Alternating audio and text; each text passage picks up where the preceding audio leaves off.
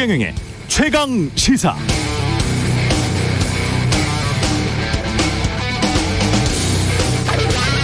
네, 올림픽 축구대표팀이 예선전에서 1승 1패를 기록하고 있습니다. 마지막 세 번째 경기에서 승리를 하면 16강에 진출해 상대조 2위와 만나고 무승부하면 1위와 만난다고 칩시다. 그런데 상대조 2위가 오히려 더 세 보이고 1위가 만만해 보이는 겁니다. 그래서 경기를 좀 대충 해서 무승부를 했습니다. 의도대로 된 거죠. 그래서 1위와 만났는데 어라? 역시 16강에서는 전혀 경기 양상이 다른 것이죠. 그래서 경기를 졌어요. 결국 아쉽죠. 작전 실패입니다. 세상 뜻대로 되지 않습니다. 경기라는 게 상대성이 있고 미래가 뭐가 어떻게 될지 알 수가 없습니다. 변수가 많죠.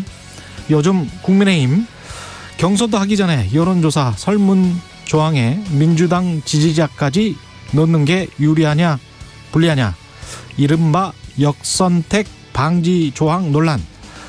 어제 최경영의 최강시사에서도 정치인들이 열심히 각자의 논리를 펼쳤는데요. 정치인들이 가장 많이 쓰는 말이 있습니다. 정치는 생물이다. 정확히 말하자면 인간이 생물이죠. 인간이.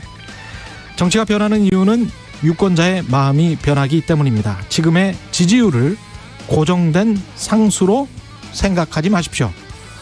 너가 나에게 어떻게 이럴 수가 있어? 네, 이럴 수 있습니다. 예, 이럴 수 있어요. 연인 사이에서도 마음이 변하는데 유권자 마음이 왔다 갔다 하는 건 너무나 당연합니다. 유권자는 정치인에게 얼마든지 그럴 수 있습니다.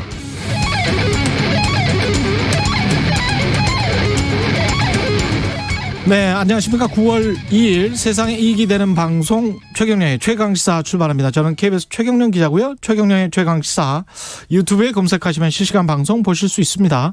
문자 참여는 짧은 문자 50원, 긴 문자 100원이 드는 샵9730 무료인 콩 어플 또는 유튜브에 의견 보내주시기 바랍니다. 오늘 1부에서는 국민의힘 김기현 원내대표와 주요 현안에 대한 입장 들어보고요. 2부에서는 더불어민주당 이낙연 대선 경선 후보 만납니다.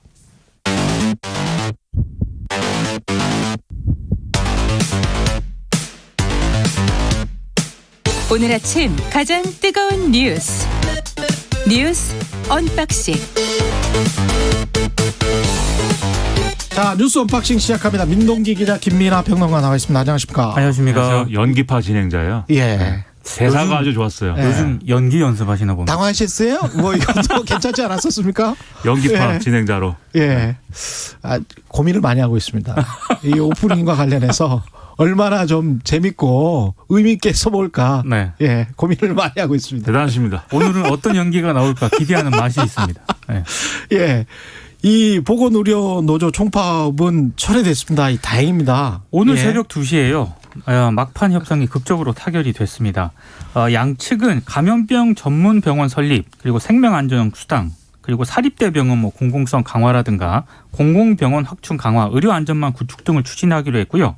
특히 이제 보건의료 인력 확충을 위해서 직종별 인력 기준, 간호등급제, 교육전담 간호사제, 야간 간호료, 그리고 교대제를 개선을 하고 의료기관의 주 5일제 정착 등에도 합의를 했습니다. 정말 말씀하신 것처럼 이 파업 돌입 5시간을 남겨두고요. 극적으로 타결을 했습니다. 잘 됐네요. 예. 그렇습니다. 잘 된 겁니다. 일단 이게 원래는 어제 9시까지 결론을 내서 보건의료노조가 파업 여부를 결정하겠다 이렇게 얘기를 했는데 그게 이제 11시까지 그러면 한번 얘기를 해보겠다 이렇게 바뀌었고 11시에 얘기를 끝마치고 나서 보건의료노조가 내부 논의를 하고 그 진통을 겪고 하는데 이게 새벽 2시까지 이어졌거든요. 예. 그 시사평론가는 상당히 힘들었는데 근데 이제 아무튼 노조 입장에서도 정말 100% 만족할 수 있는 그런 안은 아니었을 거예요. 일부 이제 지금 보면은 정부가 이제 약속해 준 바가 있지만 예를 들면 감염병 전문 병원을 뭐 일부 추가 확대한다든지 뭐 그리고 실제로 언제까지 이러한 뭐 이 신축을 하겠다든지 뭐 이런 내용들이 있지만 예. 사실 상당히 많은 부분들이 여전히 열심히 노력해 보겠다. 그리고 한번 언제까지 얘기를 해보겠다. 뭐 이런 정도 수준에 불과하기 때문에 그냥 약속이 있죠. 그렇죠. 예. 결국은 이제 이후에 약속이 지켜지냐가 이제 문제입니다. 근데 이 약속이라는 게 사실 안 지켜질 수도 있는 거예요. 그렇지만 예. 얼마나 노력을 했는가 그 약속을 지키기 위해서 이건 평가의 대상이 되는 거거든요. 그래서 조속히 사실 이게 보건복지부가 다 다 노조가 원하는 대로 약속해 줄 수 없었던 그런 사정은 뭐 여러 가지 현실의 문제도 있지만 보건복지부가 스스로 혼자서만 결정할 수 없는 사안들이 많았기 때문이거든요. 기획재정부도 설득해야 되고 예. 지자체랑도 협의해야 되고 민간병원들하고도 얘기해야 되고 국회와도 논의를 해서 법 개정에 나서야 되고 그래서 그런 이제 논의의 테이블을 얼마나 빨리 만들고 진도를 얼마나 빨리 이제 가져가느냐 거기에 따라서 이후에 이제 노조가 또 어떻게 대응하느냐도 달라질 수 있기 때문에 정부가 성의를 좀 크게 보여줄 필요가 있다는 생각입니다. 예. 노동조합 그리고 사회적 합의 뭐 이런 것들이 계속 그 하나하나씩 그래도 되고 있지 않습니까? 과거에는 그렇죠. 무조건 이제 파업하고 거기에다가 봉쇄하고 아니면 탄압하고 뭐 이런 방식이었는데 그게 계속 합의가 되고 있다는 게 저는 민주주의의 발전이라고 생각을 합니다. 예. 합의를 했기 때문에 실제로 실행되거나 이행되는 그런 비율이 또 높아야 되거든요. 그렇습니다. 예, 예. 정부가 굉장히 중요한 그런 시점입니다. 지금. 예. 계속 이제 합의를 해서 협의를 한 다음에 앞으로 잘 진행돼야 될 게 또 언론중재법인데 8인 협의체가 구성은 됐는데 이 선수들이 만만치가 않습니다. 협의체 선수들이. 일단 예. 여야가 이제 구성을 했는데요. 예. 더불어민주당 같은 경우에는 변호사 출신 김용민 의원, 언론인 출신 김종민 의원을 선임을 했고요. 국민의힘은 판사 출신 전주의 의원하고 예. 역시 언론인 출신 최형두 의원을 각각 선임을 했습니다. 26일까지 활동을 하게 되거든요. 그러니까 많은 의견을 듣고 뭔가 조율을 해야 되지 않겠습니까? 예. 근데 과연 잘 될까 이런 의문이 들고 조만간 8인 협의체에 들어갈 외부 전문가를 또 각 당이 2명씩 선정할 예정인데 예. 이 두 사람이 누가 선정되는가를 보면은 대충 이 협의가 잘 될지 안 될지를 파악할 수 있을 것 같고요. 다만 정의당이 굉장히 좀 유감을 표명을 했습니다. 예. 정의당 같은 경우에는 언론개혁 특위 구성을 제안을 했거든요. 국회에. 근데 이제 더불어민주당하고 국민의힘 양당만으로 이 협의체가 구성이 되지 않았습니까? 여기에 대해서는 이 원내대변인이 매우 유감이다 이런 입장을 밝혔습니다.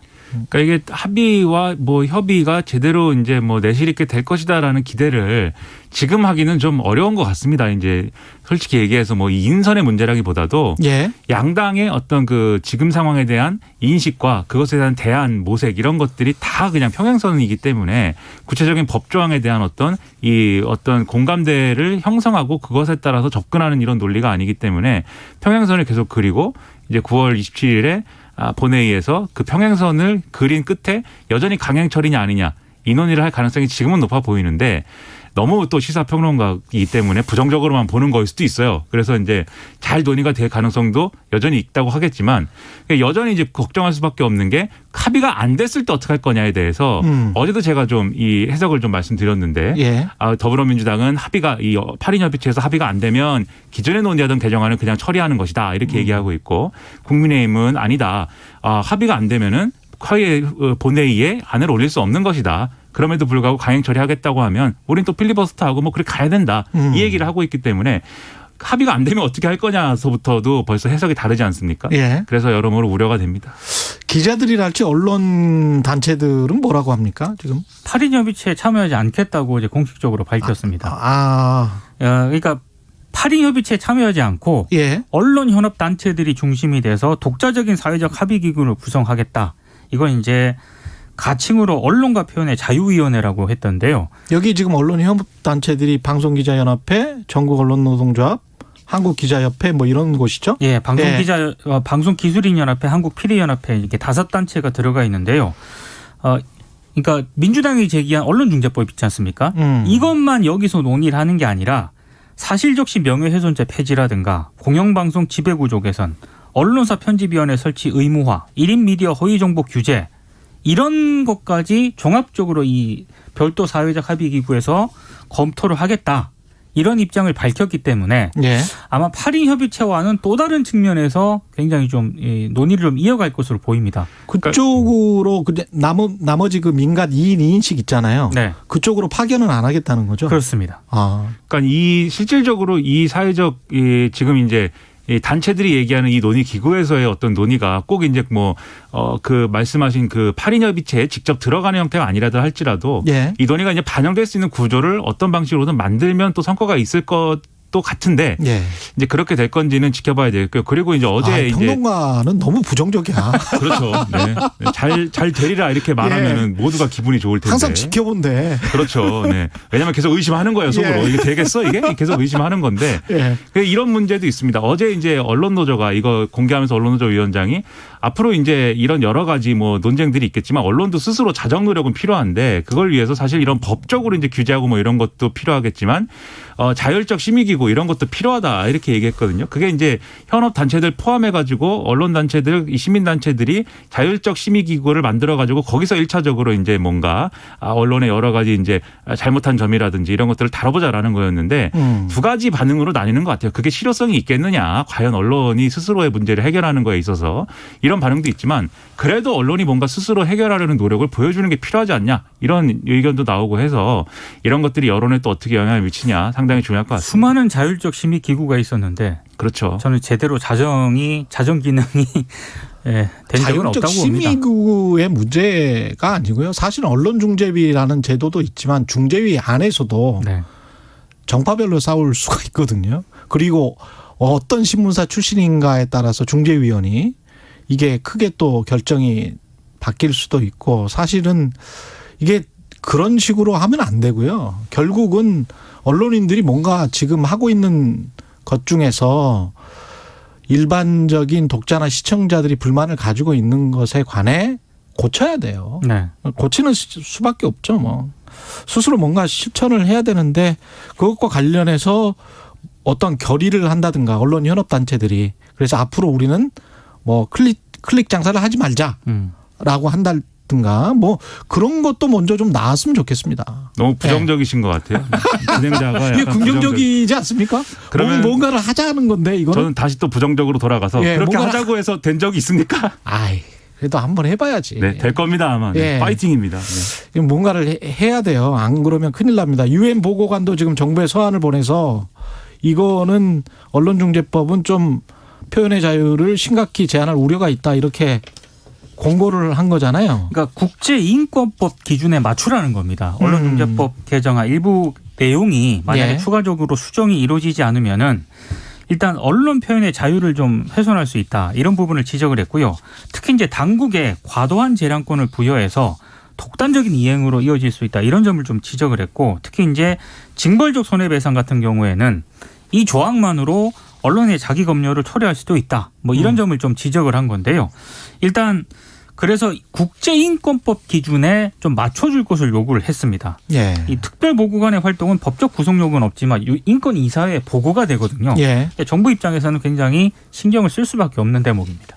민주당 입장에서는 사실은 유엔 보고관이 뭐 지난 정부 때 뭐라고 했다 이거 가지고 사실은 정치적으로 공격도 하고 그랬거든요. 그렇죠. 그런데 본인들이 이런 서한을 받게 되는 거는 좀 생각을 해봐야 됩니다. 그렇습니다. 그리고 예. 이 서한의 어떤 의미를 존중하기 위해서는 사실 이 서한은 답을 하라는 거거든요. 정부가. 그렇습니다. 예. 그렇기 때문에 지금은 일단은 청와대가 밝힌 입장은 국회에서 논의를 할 것이기 때문에 지금은 이 답을 하기가 어렵다라는 건데 이후에라도 명확한 답을 이제 이쪽에 보내줄 필요가 있을 것 같고요. 그렇습니다. 그리고 여기서 예. 우려하는 바를 어쨌든 좀 이렇게 잘 지키기 위해서 국제사회가 다 염려하는 부분들이 있잖아요. 국경 없는 기자회라든가 예. 그런 부분들을 잘 유념하는 게 필요하겠습니다. 우리가 김이나 평론가도 메일을 이렇게 보내지 않습니까? 그렇습니다. 어떤 아이템 할지 고민이 된다. 그렇습니다. 그러면서 제목을 항상 달아요. 네. 근데 이상한 제목을 다는데 오늘도 아이템 고민하다 아이템 역선택 걱정까지 갔습니다. 이게 지금 메일 제목이에요. 그렇습니다. 역선택 이야기를 좀 해야 되겠네요. 네. 역선택 얘기를 또 해야 되냐. 네. 매일매일 이제 비슷한 얘기들이 이어지고 있는데 예. 어제는 이제 정홍원 선관위원장이 예. 이제 좀 여러 가지 얘기를 했습니다. 왜냐하면 이 역선택 방지 조항을 도입하기 위해서 이 각 캠프에 있는 대리인들을 불러가지고 의견을 들었거든요. 당연히 윤석열 최재형 캠프에서는 역선택 방지 조항 꼭 필요하다 이렇게 주장했을 거고 그분들이 아닌 분들은 뭐 굳이 필요하지는 않다. 뭐 결정하는 대로 따르겠다 뭐 이렇게 얘기를 했는데 그 자리에서 정홍원 위원장이 이제 이런 식의 얘기를 했어요. 윤석열 전 검찰총장 뭐 내가 지지한다고 그러는데 그거 사실 아니다. 그리고 만난 것에 대해서는 뭐 이렇게 대권 주자라는 사람들이 사회 원로를 만나겠다는데 뭐 그거 마다하겠느냐. 그렇기 때문에 내가 윤석열 전 총장 지지한다고 하는 가능성은 경강부회다 이렇게 얘기했고 역선택 방지룰에 대해서 이미 이제 선관위 내에서 논의하고 있다. 이미 논의하고 있다는데 거의 확정된 거 아니냐 이런 얘기에 대해서는 아니다 아무것도 확정된 바는 없다 이렇게 얘기를 했거든요. 그런데 언론 보도를 보면은 내부에서 구체적으로 어떤 문항을 통해서 역선택 방지를 실질적으로 만들 것이냐에 대해서 상당히 진도가 많이 나간 것으로 보여서 논란은 계속될 것 같습니다. 이런 얘기가 돌고 있다고 해요. 정권 교체 지지 여부를 묻는 중재안을 만들었다. 예. 실제 언론이 이렇게 보도를 한 곳도 있고요. 여기에 대해서는 이제 어때 김민하 평론가가 얘기한 것처럼 정홍훈 위원장이 보고받은 바 없다. 결정된 바 없다 이렇게 얘기를 했는데 이런저런 보도와 얘기가 계속 도는 걸로 봐서 선관위 차원에서 굉장히 논의가 있는 건 좀 추정을 충분히 해볼 수 있는 그런 안 대목이고요. 그러면은 각 후보 캠프에서 저렇게 나올 리가 없죠. 그렇죠. 예. 그리고 이제 어제 또 굉장히 좀 심각하게 좀 생각을 했던 것 중에 하나가 유승민 후보 캠프에 오신환 상황실장이 있었습니다. 예. 이제 회의 끝나고 나와가지고 기자들한테 얘기를 했는데 만약에 역선택 방지 조항이 도입이 되면 경선 파행으로 가고 파국으로 치닫을 수밖에 없다 이런 얘기를 했거든요. 그러니까 그게 일종의 레토릭일 수도 있긴 합니다만 예. 실제로 만약에 선관위가 이 조항을 도입하게 됐을 시 흔히 말하는 이 경선 후유증이라든가 이런 게 생각보다 굉장히 오래 갈 수도 있다 이런 생각이 좀 듭니다. 그러니까 유승민 전 의원 측이라든지 이 반대하는 측의 논리는 이렇습니다. 이미 이 여론조사를 몇 %로 할 것인지 그리고 여기에 뭐 역선택 방지 조항을 적용할 것인지는 경선 준비가 결론을 내렸고 그 경선 준비 결론을 최고위가 추인도 했는데 뒤늦게 선관위가 와가지고 이걸 뒤집으면은 그거 이제 일종의 이제 경선 룰을 흔들게 하는 것이다 뭐 이런 입장인 건데. 예. 근데 윤석열 전 총장, 최재형 전 감사원장 측에서 뭐라고 하냐면 애초에 경선 준비가 경선을 만들 권한이 없는 조직이다라고 얘기하면서 이게 일종의 또 권한과 형식 문제로 충돌을 해요. 그럼 여기서 중요한 건 누구냐? 이준석 대표가 뭐라고 하는지가 중요한 건데. 그렇죠. 이준석 대표는 요즘 말이 없죠. 말이 없는데 더해서 정홍원 선관위원장 흔들지 마라. 오히려 유승민 전 의원과 이 홍준표 거리두기. 의원 측에 경고를 하고 있습니다. 이 경선 룰과 관련된 여러 가지 잡음이나 이런 데서 본인은 이제 난 관계가 없고 중립을 지키는 공정한 대표다라는 걸 강조하는 그러한 스탠스로 상당히 돌아간 것 같습니다. 사실 조직 내에서의 위치 뭐 이런 것도 좀 걱정을 해야 되는 그런 상황인가 봅니다. 그러니까 경선이 본인 때문에 공정하지 않게 진행된다라는 평가를 빠져나오기 위해서 이제는 노력을 하는 거죠. 뉴스 언박싱 민동기 기자 김민하 평론가였습니다. 고맙습니다. 고맙습니다. KBS 1라디오 최경영의 최강시사 듣고 계신 지금 시각은 7시 37분입니다. 날씨 정보입니다. 중부와 경북 곳곳에서 집중호우가 있었는데요. 오늘과 내일에 걸쳐서 남해안과 제주에 또다시 강한 비가 내리겠습니다. 바로 서해상에 위치한 저기압 때문입니다. 오늘 전국이 흐린 가운데 충남과 호남, 경남, 제주에 비가 내리겠고요. 이들 지역으로 낮 동안 빗방울만 떨어지는 곳도 있겠습니다. 내일은 중부지방 구름이 많이 끼다가 수도권과 영서는 낮부터 맑아지겠고요. 남부와 제주는 흐린 가운데 비 내리는 지역이 많겠습니다. 내일까지 남해안 과 제주 지역은 20에서 60, 많은 곳은 80mm 이상의 비가 오겠고 그 밖에 전남, 경남 최고 40mm가량 비가 내리겠습니다. 특히 남해안은 오늘 오후부터 밤 사이, 제주는 오늘 밤부터 내일 새벽 사이 비가 집중되니까 이 점 주의하셔야겠습니다. 오늘 낮 기온 서울 26도 등 22도에서 28도 분포고요. 강릉 등 동해안 쪽으로는 동풍의 영향으로 25도 이하의 낮 기온을 보이겠습니다. 지금 서울의 기온은 21도입니다. 날씨였고요. 다음은 이 시각 교통 상황 알아보겠습니다. KBS 교통정보센터의 이승미 씨입니다. 네, 이 시각 교통 상황입니다. 경인고속도로 서운분기점 진출로에서 화물차가 옆으로 넘어지는 사고가 났습니다. 양방향 다 여파가 있는데요. 서울 방향으로 부평부터 인천 방향은 부천에서 서운분기점 쪽으로 정체입니다. 이후로는 인천요금소에서 서인천까지 막히고 있고요. 제2경인고속도로 성남 방향으로 신천에서 광명까지 정체고요. 서양고속도로 목포 방향은 순산터널에서 용담터널, 매송에서 비봉까지, 팔탄에서 화성휴게소까지 밀립니다. KBS 교통정보센터였습니다. 오늘 하루 이슈의 중심. 당신의 아침을 책임지는 직격 인터뷰. 여러분은 지금 KBS 1라디오 최경영의 최강시사와 함께하고 계십니다. 네, 어제 시작된 정기국회 언론중재법 개정안 처리가 아무래도 쟁점이 될 것 같고요. 여야가 합의문에 대해서 다른 해석을 내놓으면서 앞으로 논의는 순탄치는 않아 보입니다. 국민의힘 김기현 원내대표 전화로 연결돼 있습니다. 안녕하세요. 네, 김기현입니다. 반갑습니다. 예, 지금 언론중재법 협의체를 구성하자는 것에는 합의를 했잖아요. 예, 그렇습니다. 그 합의서 문안은 어떻게 돼 있는지 또 궁금하네요. 뭐 이미 공개되어 있긴 합니다만 말씀을 드리면 저희들은 언론 재갈법이라고 부르는데요. 이게 중재법이 아니고 재갈법이기 때문에 언론 재발법? 재갈법. 재갈법. 예. 언론 재갈법 이렇게 방송이니까 정식 명칭을 쓴다면 언론 중재 및 피해 구제 등에 관한 법률인데요. 예. 이 법률과 관련하여 협의체를 구성해 논의한다 이렇게 되어 있고요. 이 법률은 언론 중재 및 피해 구제 등에 관한 법률은 9월 27일 본회의에 상정 처리한다 이렇게 문장이 되어 있고요. 상정 처리한다 이렇게 돼 있어요? 예. 원래 국회는 본회의는 상정하면 처리하는 거니까 상정해놓고 처리 안 하는 죄는 없는 거니까 상정한다는 건 처리하는 건 당연히 따라가는 수순인 거죠. 예. 그러면 협의체를 구성해 논의하고 상정 처리한다면 구성해서 논의해서 합의가 안 되면 그래도 상정 처리하는 거네요? 아니 그러니까 그렇게 이제 민주당은 해석을 하는 것이고요. 예. 우리가 협의체를 구성해 논의한다. 예. 이 법과 관련해서 협의체를 구성해 논의한다고 되어 있고 거기에 논의 결과 합의가 안 되더라도 민주당이 추진하는 원안 법률을 상정해 처리한다 이렇게 되어 있는 것이 아니고요. 예. 그냥 그 법률을 상정해 처리한다고 되어 있는데 협의체를 구성하는 뜻이 뭐냐. 그 논의를 해서 거기서 어떤 합의안을 만들자는 것이 아니냐 이런 거고요. 그렇죠. 또 실제로 민주당하고 협상하는 과정에서 구두로 주고받은 얘기도 이 협의체 구성원들 추천할 때 무작정 강성으로 하지 말라. 한쪽으로만 계속 고집하게 되면 협의체를 구성할 의미가 없지 않느냐. 그렇죠. 우리도 서로 협의를 할 수 있는 절충안을 찾을 수 있는 인물로 선정해서 협의체에 내어놓을 테니까 민주당에서도 그렇게 할 수 있는 사람을 내세워서 협의체 구성으로 위촉을 해라.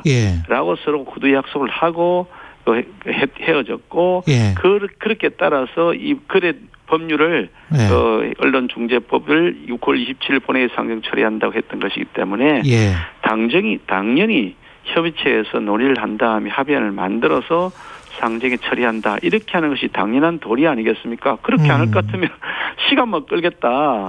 무작정 자기들 원하는 대로 다 상정에 처리하겠다라 한다면 시간만 끌겠다는 건데 그게 명시적으로 나는 시간만 끌겠다 이렇게 합의를 해야 되겠죠. 여야가 지금 내세운 그러면 협의위원들 같은 경우에 최영두, 전주회, 김용민, 김종민 이렇게 되는데요. 서로 카운터 파트들은 마음에 드십니까? 저희들은 잘 인물을 보면 아시다시피 무조건 강성이고 무작정은 안 된다고 하는 분이 아니고 합리적 안을 만드실 분으로 구성을 했는데 매우 유감스럽고 또 뜻밖에도 민주당은 강성 인물로 배치해 와서 이거 처음부터 하지 말자는 거다. 판을 깨자는 것이고 거기서 그냥 싸움만 벌이다가 시간만 끌다가 그냥 땡처리한 다음에 자신들의 입장을 그냥 강행 처리하겠다는 의지를 처음부터 보이는 것 같아서 서로 한 신사협정 구두 협약을 위반한 것이라는 생각이 들고요. 이렇게 해서 과연 국민들에게 민주당이 지금까지 독선, 독주, 오만, 폭주 이런 형태로 해서 국민들에게 지탄을 받았던 모습에서 과연 탈피할 수 있을까?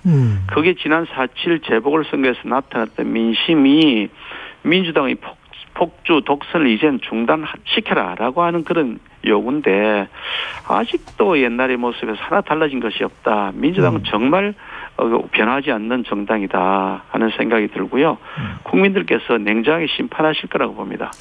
징벌적 손배제 관련해서는 어떤 입장이신 거죠? 그러니까 5배를 3배나 2배나 이렇게 낮추면 합의가 가능한 건지 아니면 무조건 이거는 폐지해야 된다라고 지금 국민의힘은 생각을 하시는 건죠? 여기 이제 독소조항으로 불리는 것이 3개가 명확하게 위헌인 것이 있는데요. 첫 번째는 이 기자의 고의 중과실을 추정한다.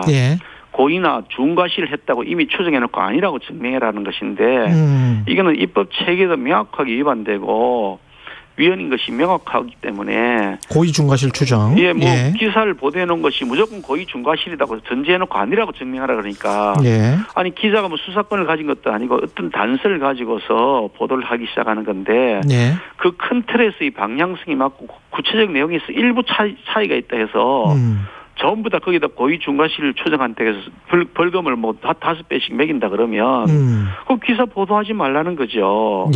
그렇게 되면 어떻게 지금 뭐 조국 사태 같은 거 보도를 할 수 있을 것이고 또 지난번에 최순실 뭐 그런 사태도 마찬가지일 것이고요. 울산 선거 공작 사건도 마찬가지일 것이고 이런 것들이 보도가 될 수 있겠습니까? 불가능하죠. 그러니까 이게 이미 그 판례에서도 그렇고 선진국 모든 나라에서 그런데요. 큰 틀에서 이 방향이 맞으면 일부 소소한 내용에서 조금 차이가 있다 하더라도 그것은 공익적 기능의 그 언론의 기능이다. 그래서 헌법적으로 보호되는 언론 출판의 자유로서 보장되어야 된다는 것인데 그거마저 이제 없애겠다는 것이 민주당 아닙니다. 그러니까 수사기관이 되라고 하는 수사기관이 돼서 수사한 다음에 그 기사를 보도하라는 건데 그게 말이 되겠습니까? 그러니까 명백한 위헌인 것이고요. 두 번째는요? 그리고 징벌적 손해배상. 그래서 뭐 이렇게 해서 허위 가짜 보도를 했으면 5배까지 배상을 물리겠다 이런 얘기인데요. 아니 그 현행법에 의해서 배상을 물리는 제도가 있는 것인데 그에 따라서 하면 되는 것이지 무슨 5배를 물려야 될 근거가 뭐냐. 거기에다가 이 5배를 물리는 것이 매우 추상적인 요건으로 이렇게 법문에 들어가 있기 때문에 그 징벌적 손해배상에 대해서는 일종의 그 사법적 그 형사적 그런 그 책임을 묻는 것이라서 거기에 대해서 그 죄형 법정주의 원칙에 따라서 명확성이 있어야 되는 것인데요. 명확하지 않은 뭐 애매모호한 문구를 넣어서 그렇게 이게 5배 징벌을 물리겠다는 것은 아예 보도하지 말라고 처음부터 막는 거죠. 권력형 비리라고 하는 것이 처음부터 백일하에 드러나는 것이 어디 있습니까? 단서가 나타나기 시작하면서부터 그걸 추적에 들어가는 추적 기사가 나오고 그러면서 고발이 나오고 여기저기서 자료가 수집이 되고 하는 것인데 처음부터 아예 손도 대지 말라고 하는 거죠. 5배를 물겠다는 것. 그래서 이것도 명확하게 위헌이다는 것이고요. 열람 차단 청구라는 것이 있는데 보도가 된 기사 초기에 아니 그냥 처음부터 초기부터 명확하게 입증이 안 되면 보도하지 말라는 건데 아니 그렇지 이 세 가지가 똑같은 겁니다. 권력형 비리 단서부터 아예 처음부터 막아버리겠다. 그런 거니까 뭐 자신들의 비리를 절대로 손대지 말라라고 하는 거죠. 그러니까 이 명확하게 위헌인 것은 다 드러내야 되는 것인데 그 중에서 이제 고의 중과실을 추정하는 조항이 있는데요. 이 부분은 민주당 스스로도 이번에 여야 협상 과정에서 스스로 포기했습니다. 그걸 삭제하겠다고 자신들이 먼저 제시를 했고 그런데 그러면 징벌적 손해배상 제도를 받겠냐고 하기에 그거 안 된다. 아니 위헌인 것은 5배가 위헌이든 3배가 위헌이든 2배가 위헌이든 위헌인 것은 위헌인 것이지 5배 위헌인 것은 괜찮고 3배 위헌인 것은 5배 위헌은 안 되고 3배 위헌은 괜찮다. 그런 제도가 어디 있겠습니까? 그러니까 이것은 명확하게 위헌이니까 드러내야 된다. 이 삭제해야 된다라고 하는 것을 밝혔는데요. 어떻든 고의 중과실을 추정하는 것은 민주당 스스로도 이것이 위헌이라고 인정한 것이다. 저는 그렇게 보는 것이고요. 징벌적 손배제는 근데 미국에서도 좀 하지 않습니까? 다시 말씀해 주시면요. 징벌적 손배제는 미국에서도 좀 하지 않습니까? 그건 제도가 법률적으로 되어 있는 것이 아니고요. 그 주마다 다 조금씩 다른데요. 우리 징벌적 손해배상 제도라는 것은 우리나라에는 사실 이게 법제가 없는 겁니다. 원래 없는 건데 한 10년 전에 이제 기술을 탈취하는 대기업의 횡포에 대해서 처음으로 도입한 것이지만 매우 제한적으로 운영되고 있는 것이고요. 미국의 제도는 좀 독특한데 법률의 제도가 있는 것이 아니고 판례에서 운영이 되는데 미국의 판례는 언론 자유를 매우 엄격하게 보장해 줍니다. 아주 폭넓게 보장해주고 다만 그 폭넓게 보장해 주는 것에서 확실하게 벗어났을 경우에 많이 벗어났다고 판단될 경우에 그에 대해서 판례에서 배상하는 것인데 우리나라는 언론 자유 이 부분에 대해서 이렇게 온 그 족쇄를 다 채워놔 놓고 그것도 법률에서 하는 것이기 때문에 미국의 법제하고 예. 이렇게 비교할 수가 없는 거죠. 알겠습니다. 그러면 국민의힘 입장은 징벌주 손해배상과 열람차단 청구권 이게 좀 다 삭제가 돼야 그래야 합의가 되는 거네요. 그렇게 해야 된다고 보고요. 예. 민주당이 이번에 추진하려고 하는 그 언론 재갈법 뭐 이제 그 중에서 그걸 재갈을 드러내고 나면 언론 중재법의 요소로 담겨져 있는데 네. 그 중에서는 우리가 뭐 수용할 수 있는 부분도 일부 상당수 있기 때문에 예. 그런 부분들은 수용하겠다는 입장입니다. 알겠습니다. 그 다른 논의 비슷한 논의일 수도 있겠습니다만 박병석 국회의장에게 그 욕설을 뜻하는 그 영어 약자 비슷한 걸 남겼잖아요. 김승원 GSGG. 예, GSGG. 예, 김승원 더불어민주당 의원이었는데 이게 지금 징계를 요구하셨습니다. 국민의힘에서. 저희 당에서는 징계 요구하지는 않았고요. 아, 그랬어요? 예, 정진석 부의장이 징계해야 될 사안이냐는 그런 의견을 정진석 예. 그게 어떻게 징계할 사안이라고 보세요? 글쎄 뭐 참 이게 저희 당 이라 그렇고 남의 당이라 그렇고 참 이렇게 징계한다는 것을 자꾸 이렇게 언급하는 게 별로 그렇게 좋은 일은 아닌데 예. 좀 품위를 지켰으면 좋겠습니다. 아무리 그분이 왜 판사라 그러셨던 것 같은데 그렇죠. 예. 어떻게 이럴 수가 있을까? 저는 좀 기가 막혀가지고 참 어이가 없어서 그냥 헛웃음이 나옵니다. 예, 윤희숙 의원 사퇴한 처리는 어떻게 해야 된다고 보십니까? 저희 당은 여러 차례 입장을 명확하게 밝혔고요. 예. 저희 당 입장을 또 국회의장 또 민주당 그 지도부에도 명확하게 밝혔는데 본인의 의지도 확고하고 본인이 가지고 있는 생각은 자신이 사퇴하는 것이 우리나라 정치인들의 도덕적 수준에 대한 일종의 경각심이다라는 생각도 하고 있고 본인 스스로 자신이 이런 도덕적 기준을 만족하지 못하면 더 이상 정치 안 하겠다는 매우 강한 철학을 갖고 계시더라고요. 예. 사실 내용을 따져보면 본인의 책임이라고 도저히 볼 수 없는 26년 전인가 결혼해서 이제 그 출가를 했다고 하는데 그 후에 뭐 살림을 다 따로 살았던 친정 아버지가 무슨 부동산을 취득하는 과정에서 불법인지 아닌지 논란이 있는 건데 거기에 대해서 딸이 26년 전에 결혼한 딸이 분가에서 따로 살고 있는데 그 책임을 져야 되느냐 사실은 조금 과도한 것 아니냐 생각이 드는데 그럼에도 불구하고 본인이 그에 대한 도의적 책임을 지겠다는 것이어서 그 존중을 해야 된다. 그래서 빨리 처리하는 것이 맞다 이렇게 생각합니다. 당내 지금 저 역선택 방지 조항 관련해서는 갈등이 심하다고 보세요? 어떻게 보십니까 원내대표로서는? 후보의 경선 과정에서는 각 후보마다 자신이 주장하는 것이고 민주당의 경우는 뭐 더 극심하지 않습니까? 그런데 아마 이게 그 초기 이제 저희들이 이제 레이스를 이제 막 시작하고 있는 며칠 전에 후보 등록을 마치고 이제 막 시작하고 있는 단계니까 처음부터 아마 기선제압하는 그런 의미도 있을 것이라고 보고요. 뭐 우리 선거관리위원회에서 정권을 맡아서 처리하기로 했으니까 잘 진행할 것이라고 기대합니다. 선관위의 정권이니까 뭐 원내대표시라도 뭐라고 말씀은 못 하실 거는 같은데 만약에 넣어버리면 어떻게 될 것 같습니까? 저희 당 당헌 당규에는 역선택 방지 조항을 넣을 수도 있고 넣지 않을 수도 있도록 재량 조항으로 되어 있고요. 아, 그렇군요. 민주당은 의무적으로 넣지 못하도록 되어 있습니다. 역선택 방지 조항을 넣도록 되어 있습니다. 민주당은 당헌 당규에 역선택 방지 조항을 이미 넣어놓고 있고요. 우리 당은 재량 조항으로 운영하고 있기 때문에 선관위에서 결정하면 당헌 당규의 절차상 뭐 위배될 것은 전혀 없습니다. 약간 좀 역선택 조항을 넣자는 분위기신 것 같은데 원내대표께서도? 그건 아니고요. 그 역선택 방지 조항을 넣는 것하고 넣지 않는 것이 양쪽 다 장단점이 있죠. 장단점이 있다. 그렇게 자칫하면 자신들만의 리가 될 수 있는 것 아니냐라는 지적이 있을 수 있고 또 한편으로는 그러면 우리 당 후보를 상대를 지지하는 쪽이 선택하게 되면 그거는 곤란하지 않느냐 이런 얘기들이 있었어요. 중도의 확장이 더 얼마나 될 것이냐 아니다. 역선택이 더 심각하다. 뭐 이런 논의의 구조 속에서 서로 의견이 대립되고 있는 것이기 때문에 어느 하나가 옳다 그렇다 하기는 어렵다고 봅니다. 지금 두 후보 윤석열, 홍준표 후보 간의 이제 설전은 계속되고 있는데 특히 이제 두테르테 영화 강간 살해범을 사형시키겠다고 이렇게 언급을 했습니다. 홍준표 의원이. 그러니까 윤석열 전 검찰총장이 어떻게 보면 좀 두테르테식이다 이렇게 평가를 했고 거기에 관해서 홍준표 후보가 문재인 대통령이 두테르테고 귀하는 두테르테 하수인이었다. 이렇게 이야기를 지금 하고 있는데요. 이런 상황은 어떻게 보세요?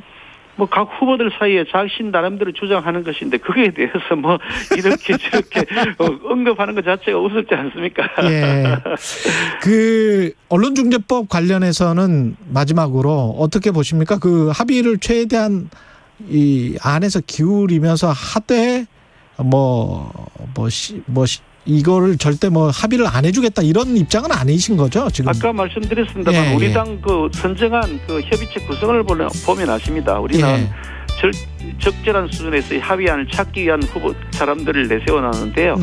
민주당이 자세를 바꿔야 된다. 저는 그렇게 말씀드립니다. 알겠습니다. 말씀 감사하고요. 지금까지 국민의힘 김기현 원내대표였습니다. 고맙습니다. 네, 수고하셨습니다.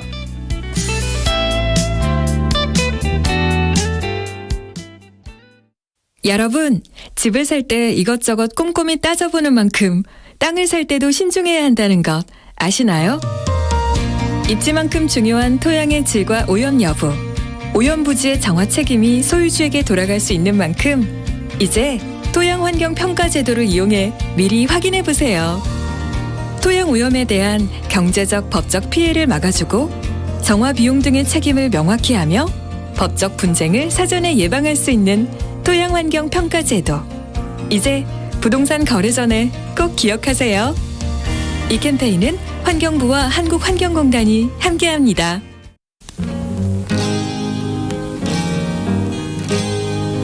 (1970년대) 당시에는 젊은 사람들이 이렇게 뭔가 들끓는 자기속에 마그마 같은 그런 것을 분출할 만한 노래, 대신해줄 만한 노래가 별로 없었던 것 같아요.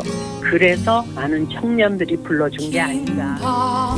2021 KBS 연중기획 기억을 기록하다. 진주보다 더 73년인가 건전가요로 상까지 받았거든요.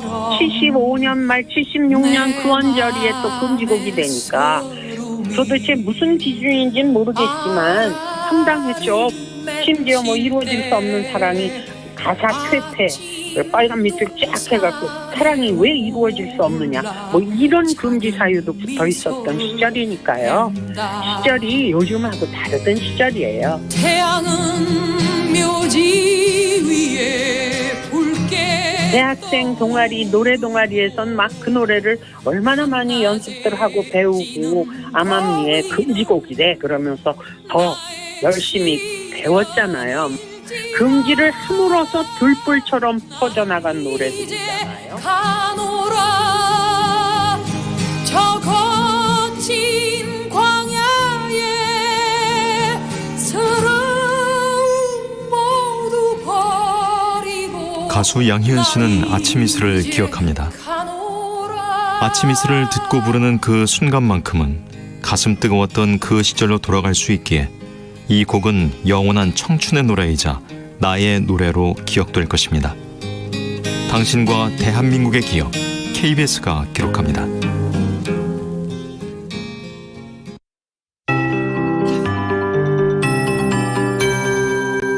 KBS 58분 날씨. 오늘과 내일은 남해안과 제주에 강한 비가 내리겠습니다. 전국이 흐린 가운데 충남과 호남, 경남, 제주에 비가 내리겠고요. 내일은 중부지방은 구름이 많다가 수도권과 영서는 낮부터 맑아지겠습니다. 오늘 남해안은 밤과 내일 새벽 사이에 비가 집중되겠고요. 제주도는 오늘 밤부터 내일 새벽 사이에 비가 내리겠습니다. 20에서 80mm 안팎의 비가 쏟아질 걸로 보이니까 주의하셔야겠고요. 그 밖에 전남과 경남의 경우는 10에서 40mm, 충남의 경우는 오늘만 5에서 20mm의 비가 내리겠습니다. 천둥, 번개, 돌풍을 동반해서 시간당 30mm의 강한 비가 내릴 수 있으니까 비 피해 없도록 남해안과 제주 지역은 주의하셔야겠습니다. 오늘 아침까지 중부 내륙을 중심으로 짙은 안개 끼는 곳이 있겠고요. 강원 산지의 경우는 모레까지 낮은 구름대의 영향으로 안개가 짙어서 가시거리가 200m 이하로 좁혀질 수가 있겠습니다. 오늘 낮 최고 기온은 서울 26도, 강릉 대전 25도, 대구 24도 등 22도에서 28도의 분포를 보이겠습니다.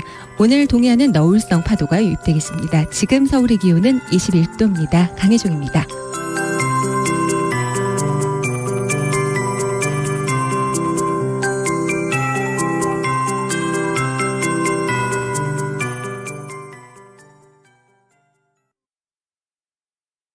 정성을 다하는 국민의 방송 KBS가 8시를 알려드립니다.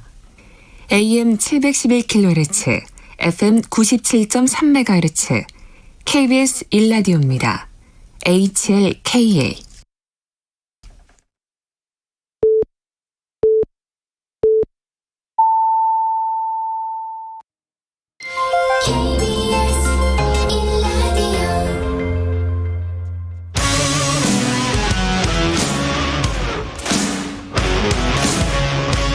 오늘 하루 이슈의 중심 최경영의 최강 시사.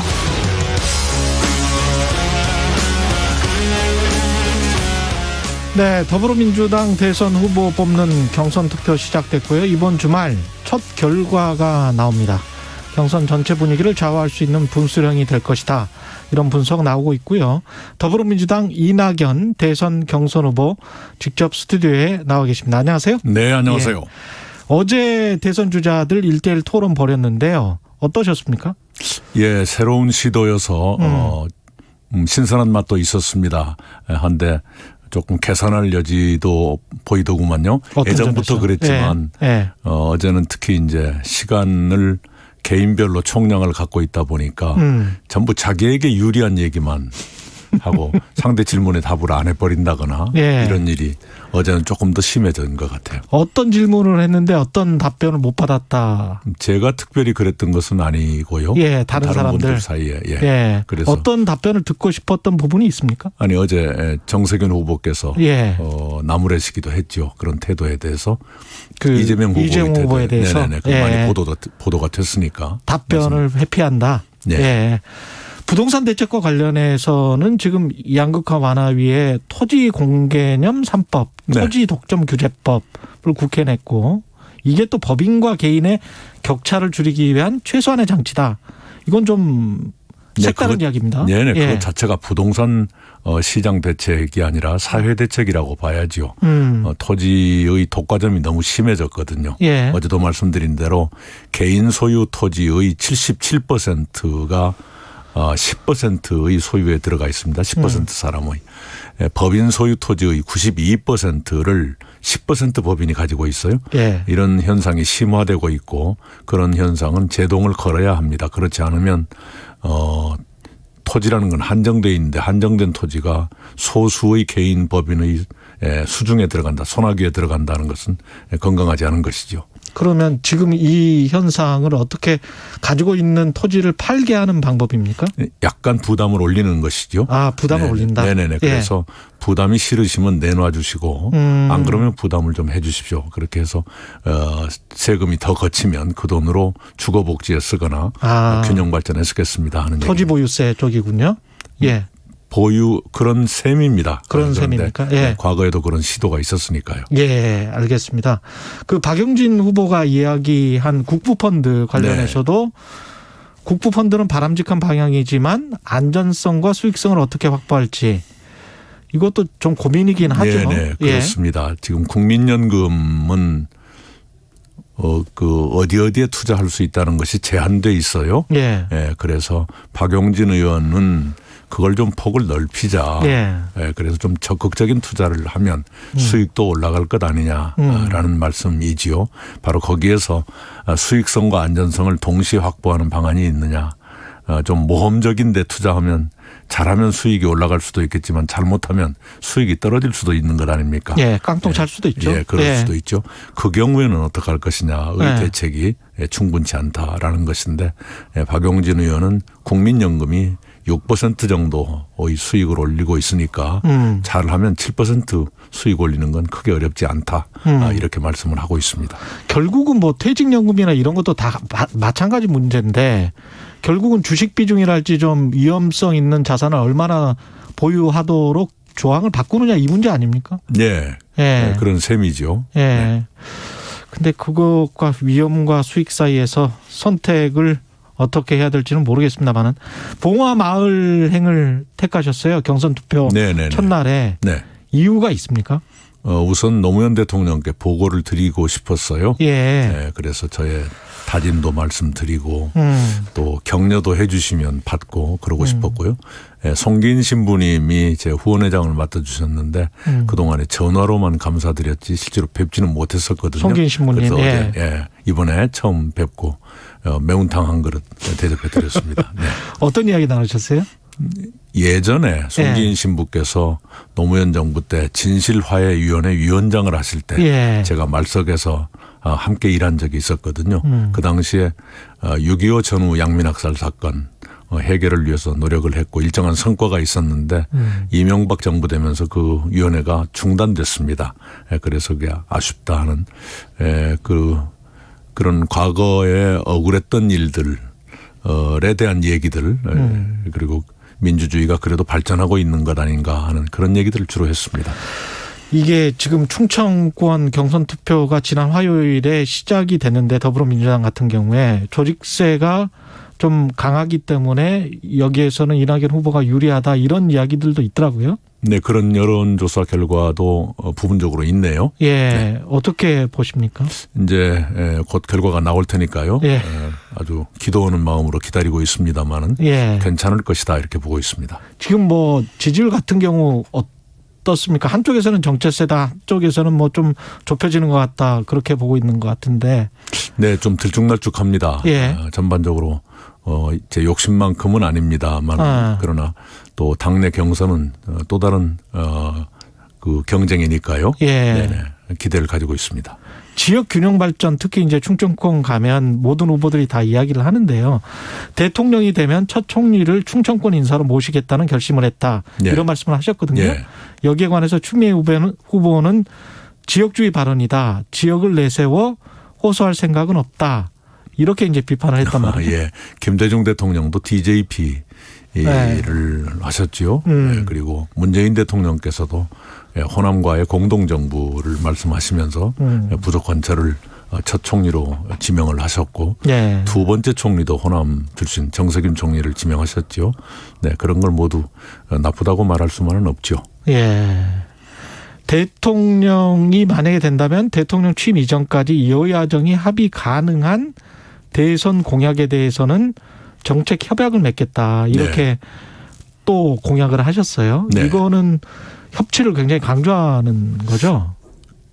문재인 정부 초기에 제가 총리하면서 국회에 나갔더니 야당 의원들이 자기네 대선 후보가 공약했던 것을 문재인 정부가 이행해도 야단을 치더라고요. 그래서 아니 그건 같이 공약했지 않습니까? 그런 게 뭐가 있었죠? 제가 답을 드렸었죠. 아, 그래요?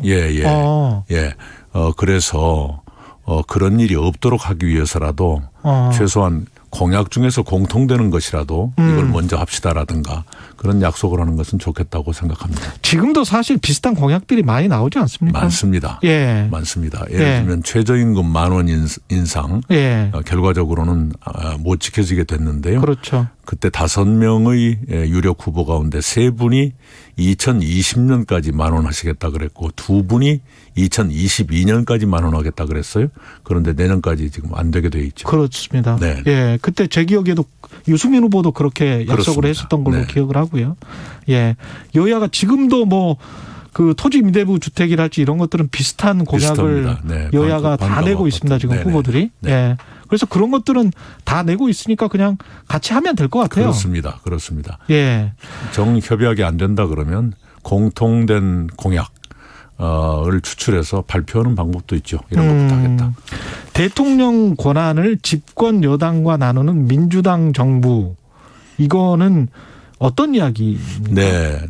당에서 대선을 치르고 그 대선에서 이기다 보면 늘 서운함이 있습니다.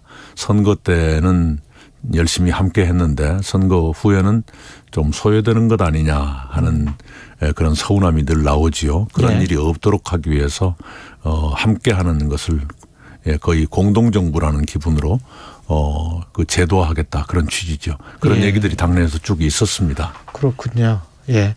권력형 성범죄, 부동산 투기, 음주운전 등을 저지른 부도덕한 인물은 당직 공직에 진출할 수 없도록 하는 당원 당규 개정. 이건 당원 당규 원래 없었습니까, 이게? 예, 있는데 좀 불분명하게 된 것이 있습니다. 네, 그래서 좀 분명하게 할 필요가 있겠다 싶고요. 좀 저희들 내부에 그런 도덕적 긴장을 다잡아야겠다 하는 생각을 했습니다. 그래서 이거는 당장 내년 지방선거부터 적용하겠다는 생각이시고요. 열린민주당하고 통합도 지금 추진하겠다고 밝혔는데요. 원래 저도 그런 생각이었죠. 제가 작년 전당대회 출마했을 때부터 그런 얘기를 했었는데 금년 4월 재보선 때도 그런 논의가 있었는데 양쪽이 협의한 끝에 후보 단일화로 일단 가자 해서 4.7 재보선 때는 후보 단일화를 했었죠.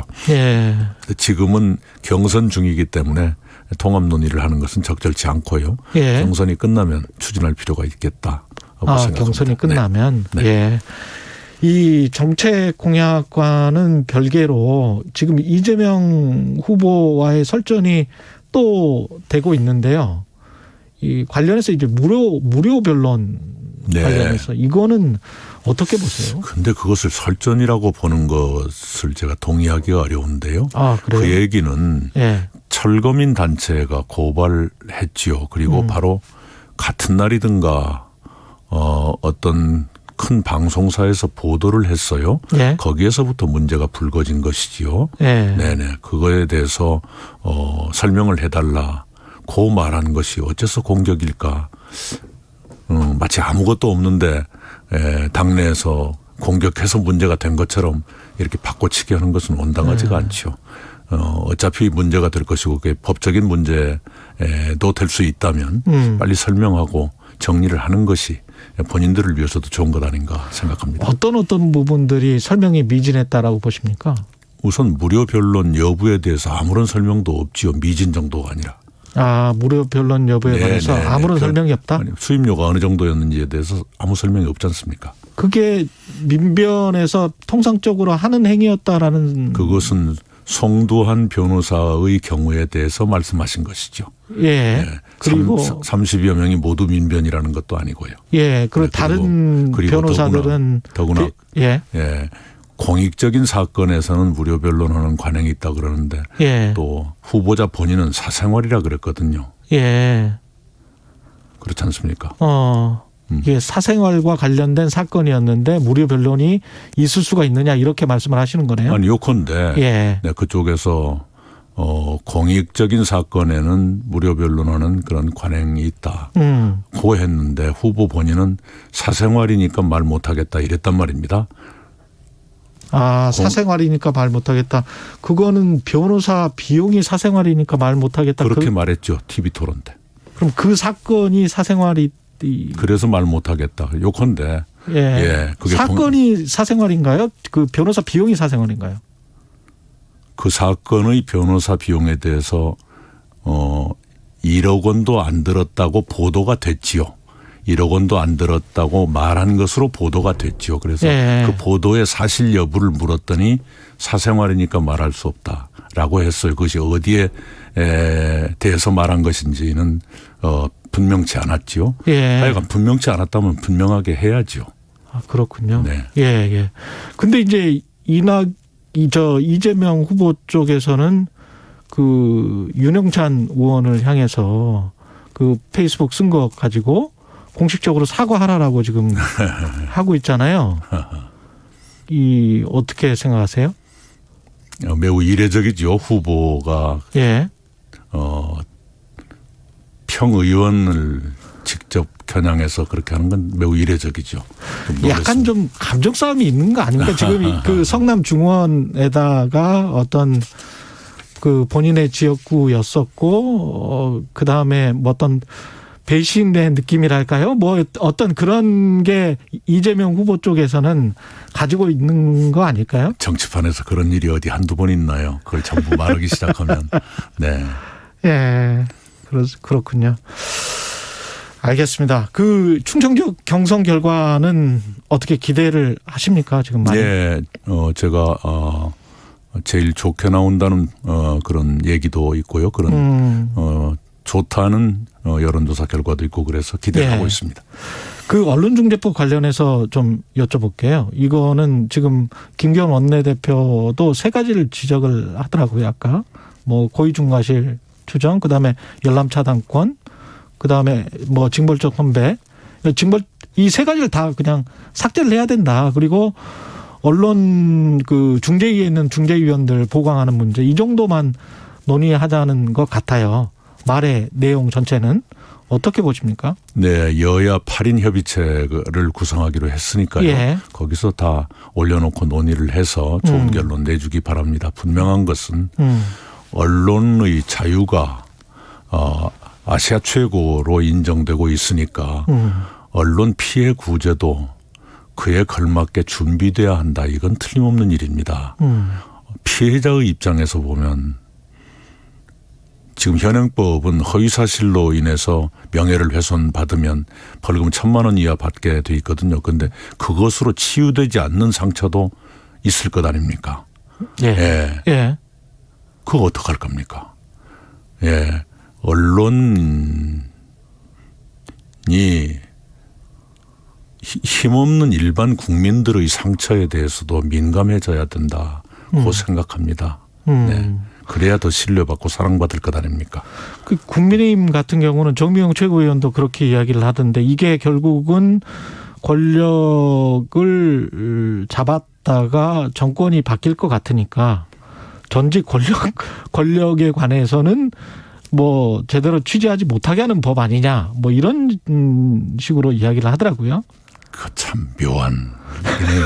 논평할 가치도 없습니다. 논평할 가치도 네네. 없어요. 네. 그 지금 현재 언론은 좀 문제가 있다라고 생각을 하시는 거죠. 언론 피해에 대해서. 언론 피해에 관해서. 예, 우리 사회가 굉장히 둔감합니다. 네, 정정 보도에 대해서 얼마나 인색한지, 예. 오보에 대해서 얼마나 둔감한지 예. 당해본 사람은 다 압니다. 예. 방법이 없습니다. 네, 방법이 없습니다. 네. 알겠습니다. 예. 그 결국은 이번 선거도 부동산 이야기가 많이 나올 것 같거든요. 그렇죠. 윤희수 국민의힘 의원 같은 경우는 지금 부동산 검증 관련해서 사퇴를 한다라고 하고 뭐 꽤 이제 화를 많이 냈었습니다. 예. 예. 이 상황은 어떻게 보십니까? 지금 현재 윤희수 의원 상황은. 좀 미안해해야 하지 않는가 생각하네요. 예. 네, 본인이 정의의 사도인 것처럼 세상을 향해서 야단칠 처지가 아니지 않나요? 예. 네. 그렇군요. 이 부동산과 관련해서는 그 여야 뭐 대선 후보들 다 한번 같이 그러면 검증을 하자라고 했을 때는 그럼요. 당연히 그렇게 해야죠. 예. 네, 지금이라도 누군가 했으면 좋겠습니다. 예. 네. 그리고 이 부동산 공약이 뭐 우후죽순으로 계속 나오고 있는데요. 네. 이게 이제 문재인 정부 시기에 부동산 가격이 올랐던 거는 뭐 많이 올랐던 거는 사실이지 않습니까? 거기에 관한 비판도 많이 있었고 이 어떻게 해야 된다고 보세요? 다음 정부에서는? 우선 제일 중요한 것은 문재인 정부가 약속했던 205만 호 공급이 차질 없이 이루어지는 것. 이것이 대전제가 되어야 합니다. 예. 이것이 되지 않고는 그다음 정책들이 나아가기가 어렵습니다. 지금 당내 후보들이 누구는 250만 원, 누구는 280만 원 공약하고 있지만 그게 모두 문재인 정부 205만 원 공약, 공급을 전제로 한 것이거든요. 예, 예. 네네. 그래서 이 전제가 이루어져야만 그다음 공약이 성립되니까요. 예. 이게 가장 중요하고 거기에 더 얹어서 예. 후보들마다 개성 있는 공약을 내놓고 있죠. 예. 지금 제가 보기에는 1인 가구가 청년층을 중심으로 폭발적으로 늘어나고 있습니다. 예. 여기에 대한 거기에 맞는 주택의 공급이 필요하고요. 예. 무주택자의 생애 첫 주택 얼마나 싸게 공급할 수 있을 것인가 여기에 승부를 걸어야 할 겁니다. 가격 측면에서는 어떻게 보십니까? 그 무주택자들은 이게 가격이 너무 높아서 어떻게든 좀 내려줬으면 하는 건데 사실 이게 쉽지 않은 문제라서요. 우선 공공 분야에서 싼 값의 주택을 공급해야죠. 정부나 지자체가 일정 부분을 분담해서라도 그런 아이디어는 많이 나와 있으니까요. 그걸 시행하는 것이 우선 급하겠죠. 알겠습니다. 오늘은 여기까지 하겠습니다. 오늘 말씀 감사하고요. 감사합니다. 더불어민주당 이낙연 대선 경선 후보였습니다. 고맙습니다. 감사합니다. 예. 공정, 공익, 그리고 균형. 한 발짝 더 들어간다. 세상에 이익이 되는 방송. 최경영의 최강시사.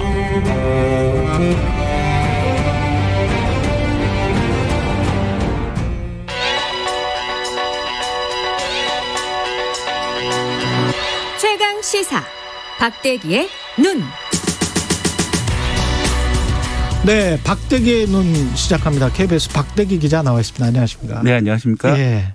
오늘은 LG 이야기네요. 네.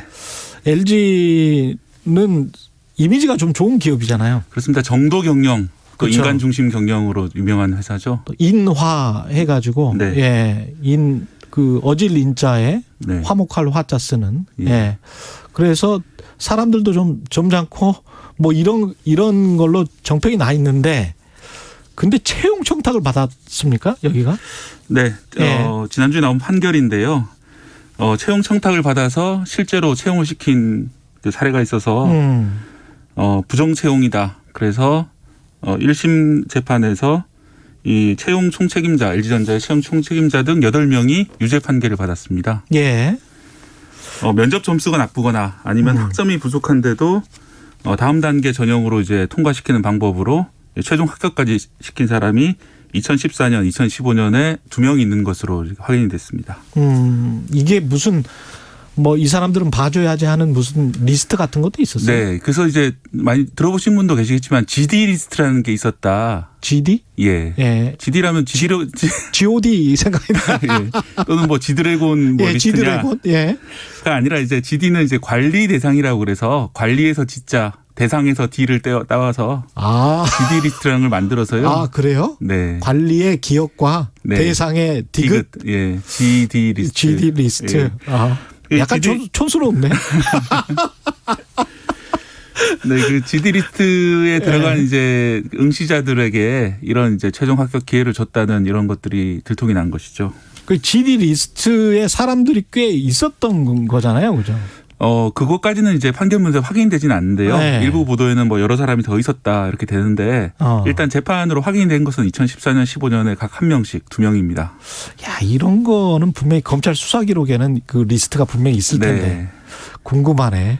청탁을 한 사람들은 지금 판결문에 보면 어떤 사람들이었습니까? 판결문에는 명시적으로 드러나 있지 않는데. 아, 그래요? 예. 당연히 이제 힘이 있고 지위가 있는 그런 사람들 대상으로 한 것으로 보이고요. 실제 판결문에 있는 내용을 보면 상당히 좀 충격적인 내용이 있습니다. 이 청탁을 들어주는 과정이 조직적으로 일어났다라는 걸 증거가 있는데 여기서 이제 채용 청탁 프로세스 개선안이라는 것을 LG가 공문을 만듭니다. 그러니까 사내에서 시행되는 문서로 6개 본부에 하달된 문서인데요. 아예 문서가 있어요? 공식 문서가? 예, 문서 제목이 채용 청탁 프로세스 개선안입니다. 그러니까 채용 청탁 프로세스를 어떻게 개선할 것인가 이런 것인데 원칙적으로는 채용 청탁을 금지하는데 예외적으로는 선별 수용하자. 네, 이렇게 하는 이유는 외부 청탁이 증가했는데 심의 기준이 없기 때문에 곤란하다. 네, 그래서 너무 많이 들어오니까 그래서 차라리 그냥 공식화해서 선별하자 이거네. 드러냈고 공식화는 아니고 이제 사내에서는 그 공식화, 암암리의 공식화. 암암리의 공식화. 네, 그런 방법을 택했던 거죠. 그래서 청탁자나 또 응시자와 청탁자의 관계에 따라서 등급을 하이, 미들, 로우 세 등급으로 나누게 됩니다.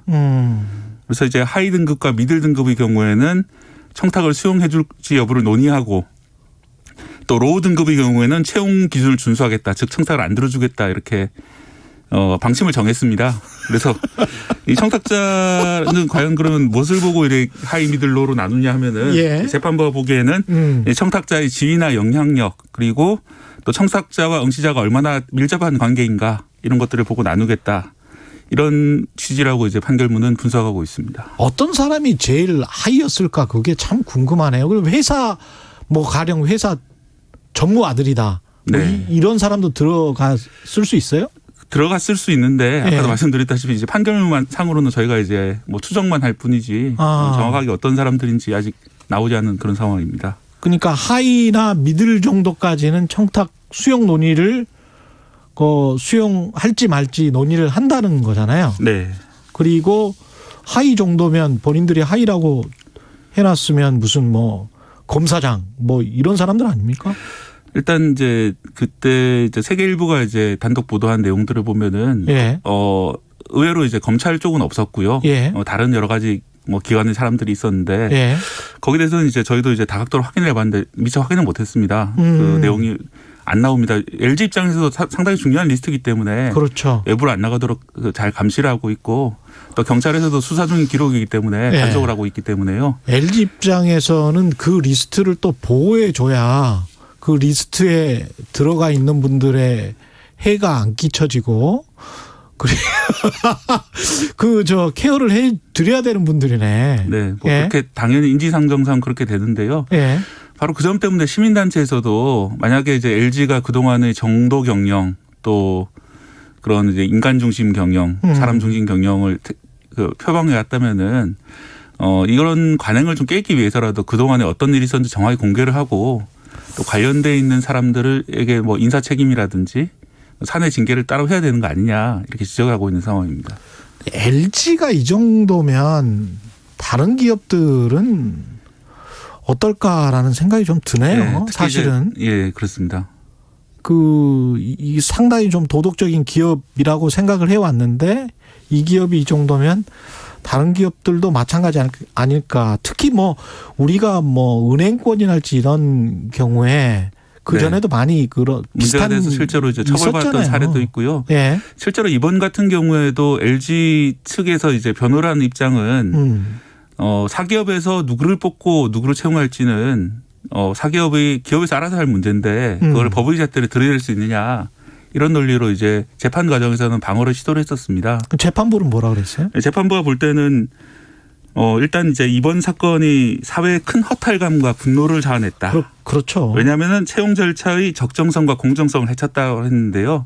그동안 LG가 정도 경영을 표방했던 것이나 또 채용 공고상에 이 어떤 자격을 거쳐서 자기들이 이제 객관적인 심사를 거쳐서 채용하겠다는 공고를 한 상황에서는 분명히 공정한 채용이 이루어질 거라고 응시자들도 기대를 했을 거고 사회 전체가 다 기대를 했을 거란 말입니다. 그렇죠. 네, 그런 기대를 허물었고 또 회사에 대한 어떤 업무를 방해했다. 회사로서는 최고의 인재를 선발해야 되잖아요. 그런 과정을 거쳐가지고 그런 업무를 회사의 일개 직원들, 임직원들이 스스로를 방해했다. 스스로 회사에 있는 직원들이 그 회사를 방해했다는 거죠. 왜냐하면 회사라는 것은 어디까지나 주주의 것이고 상장 회사인데 임직원들이 것이 아니거든요. 아무리 상무나 전무나 이런 사람들이 하더라도 그 회사의 가치 그리고 주주들이 같이 이익을 보호를 해야 되는데 그런 것이 아니라 어떤 자신들이 이익 또는 개별적인 어떤 권력자들이 이익을 위해서 일을 했다는 것은 잘못이다. 이렇게 명확하게 지적을 했습니다. 그럼요.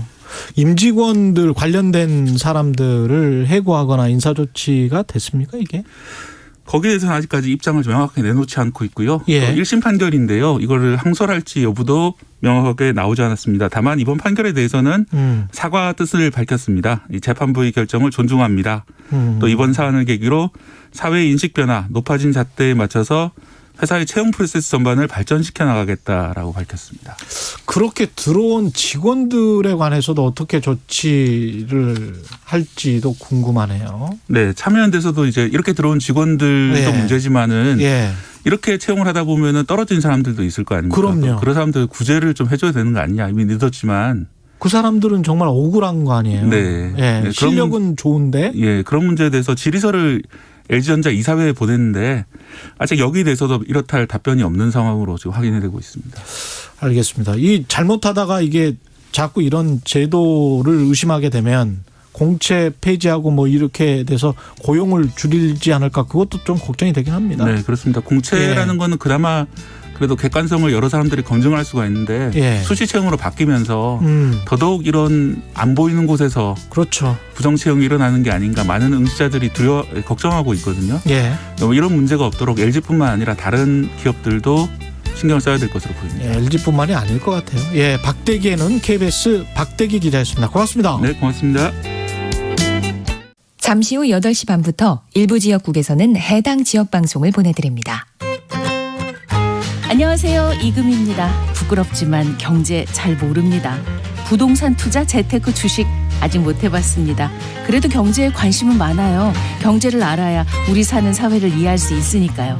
그래서 홍사운의 경제쇼를 챙겨 듣습니다. 진짜 시간 날 때마다요. 내용도 좋지만 홍반장, 홍사운 기자 매력 있습니다. 오후 4시 5분 홍사운의 경제쇼 응원합니다. 깬다. 확 깬다. 주진우 라이브는 시사 프로그램의 한계를 확 깬다. 깨는 시사, 깨어있는 시사. 매일 오후 5시 5분 KBS 1라디오 주진우 라이브. 지금 시각은 8시 30분입니다. KBS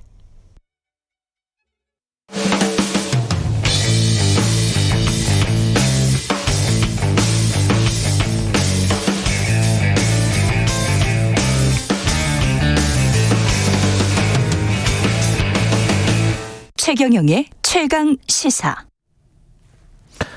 네, 잠잠한 듯 했던 명락대전이 계속되는 양상입니다. 이재명 후보의 무료 변론 의혹과 관련해서 방금 전에도 이낙연 후보 다시 의혹 제기를 했고요. 어제 최강시사에서 의혹 제기를 또 윤영찬 의원도 했었는데 오늘은 이재명 후보 캠프 측 입장을 좀 들어보겠습니다. 이재명 후보 캠프의 총괄 선대본부장 맡고 있는 박주민 더불어민주당 의원 연결돼 있습니다. 안녕하세요. 예, 안녕하십니까. 예.